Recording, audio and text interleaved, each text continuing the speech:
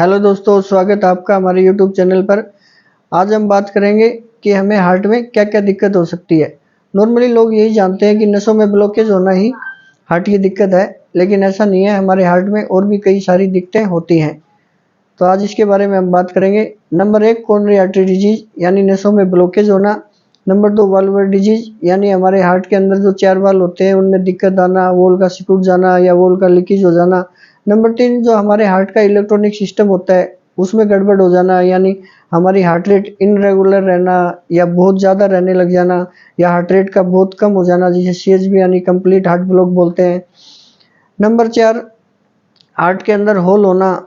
ये वैसे तो जन्मजात बीमारी होती है, लेकिन रेयर केसेस में ये ऐसा होता है कि एक्यूट एमआई की वजह से किसी किसी को हार्ट में होल हो जाता है। और कंजाइटल हार्ट डिजीज भी कई प्रकार के होते हैं, होल होना इनमें कॉमन है। और कई बार ऐसा होता है कि जो हमारे हार्ट की रचना जिस प्रकार होनी चाहिए थी उस प्रकार नहीं हो पाती है। उसके कई तरह के टाइप होते हैं, लेकिन उसके बारे में हम कभी अलग से बात करेंगे। और पेरिकार्डियल इफ्यूजन होना हार्ट में, यानी पानी भर जाना, और हार्ट फेलियर, तो ये सारी दिक्कतें हमारे हार्ट में हो सकती हैं। आज हम बात करेंगे कोरोनरी आर्टरी डिजीज के बारे में। कोरोनरी आर्टरी डिजीज जो है वो हमारे शरीर में एक्स्ट्रा चर्बी जमा होने की वजह से होता है। जो हमारे शरीर में कोलेस्ट्रॉल होता है उसको हमारा शरीर ऊर्जा के रूप में यूज करता है, और जो एक्स्ट्रा कोलेस्ट्रॉल बच जाता है वो धीरे धीरे चर्बी के रूप में हमारे शरीर में जमा होने लगता है। और वही जो हमारे हार्ट की तीनों नसें होती हैं, आरसीए, एलएडी और एलसीएक्स, और उनकी जो ब्रांचेज भी होती हैं उनमें धीरे धीरे कहीं भी जमा होना शुरू कर सकता है। और ये ब्लॉकेज कभी भी 100% पे एकदम से नहीं होती है कि एकदम से हमारी आर्टरी 100% बंद हो गई। ये प्रोसीजर धीरे धीरे होता है, हमें पता नहीं चल पाता। जैसे ये चर्बी जमा होने लगती है धीरे धीरे 10%, 20%, ऐसे हमें ये चर्बी धीरे धीरे जमा होती है। जब हमारी ब्लॉकेज यानी 50% से कम होती है तो हमें नॉर्मली लाइफ की जो रूटीन काम होते हैं उनमें हमें कोई दिक्कत ज़्यादा महसूस होती नहीं है।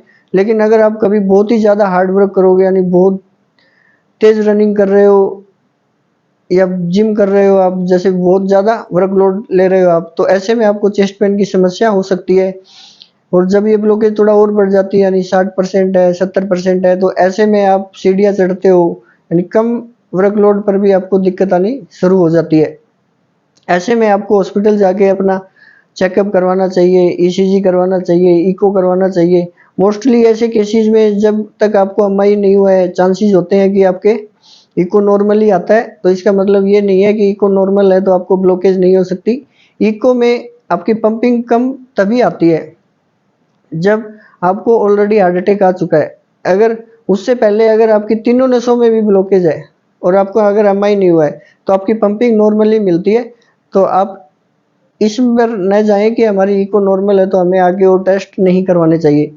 ऐसे में आप अपना टीएमटी टेस्ट करवा सकते हैं अगर आपकी बेसलाइन ईसीजी में कोई दिक्कत नहीं है, और आप जब ट्रेडमिल कर रहे थे तब आपकी ईसीजी में चेंजेस आए हैं, तब या आपको चेस्ट पेन हुआ है या आपके छाती में भारीपन महसूस हुआ है, तो ऐसे में अगर आपकी टीएमटी पॉजिटिव आती है तो आपको डॉक्टर की सलाह के अनुसार आपको सीटी एंजियोग्राफी या कोरोनरी एंजियोग्राफी आपको करवानी चाहिए। और आपकी ब्लॉकेज अगर 80% से ऊपर है, अगर डॉक्टर सलाह देते हैं तो आपको स्टेंटिंग भी करवानी चाहिए। और स्टेंटिंग होने के बाद आपको रेगुलर दवाइयाँ लेनी है, क्योंकि अगर दवाइयाँ मिस करते हैं तो उसमें आपके स्टेंट भी ब्लॉक होने के चांसेस रहते हैं। अगर आपकी ब्लॉकेज कम है तो आप मेडिसिन पर भी काम चला सकते हैं डॉक्टर की सलाह के अनुसार।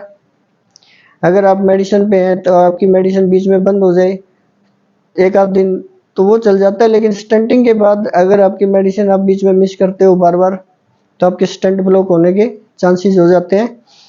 और अब हम बात करते हैं हार्ट अटैक के बारे में। यानी जब ये ब्लॉकेज बहुत ही ज़्यादा होकर 100% पे पहुंच जाती है तो हमें उस टाइम एक्यूट एमआई यानी मेजर हार्ट अटैक आता है। ऐसे में तो हमें ईसीजी में ही क्लियर कट पता चल जाता है कि एमआई है। ऐसे में हमें बिल्कुल भी टाइम वेस्ट नहीं करना चाहिए। अगर आपको डॉक्टर बताता है कि आपको एमआई हुआ है तो आपको जितनी जल्दी हो उसके आपको स्टेंटिंग करवा के अपने जो आपका ब्लड फ्लो रुक गया था उसको रिस्टोर करवा लेना चाहिए, क्योंकि वो जितना जल्दी रिस्टोर हो जाएगा आपके हार्ट की पंपिंग उतनी ही कम नहीं हो पाएगी जितनी अगर आप टाइम लगाते हो तब होगी। अगर आपने बहुत ज़्यादा टाइम वेस्ट करने के बाद स्टेंटिंग करवाई और जब तक आप स्टेंटिंग करवा रहे हो उससे पहले आपकी पंपिंग अगर 25, 30 या 35% तक पहुंच गई है तो हो सकता है आपको स्टेंटिंग डलवाने के बाद भी सांस फूलने की ये सब दिक्कतें आए। तो इन सब दिक्कतों से बचने के लिए आपको प्राइमरी एंजियोप्लास्टी करवा लेनी चाहिए। जितनी जल्दी आपका फ्लो रिस्टोर हो जाएगा तो उतने ही आपके हार्ट के कमज़ोर होने के चांस कम है।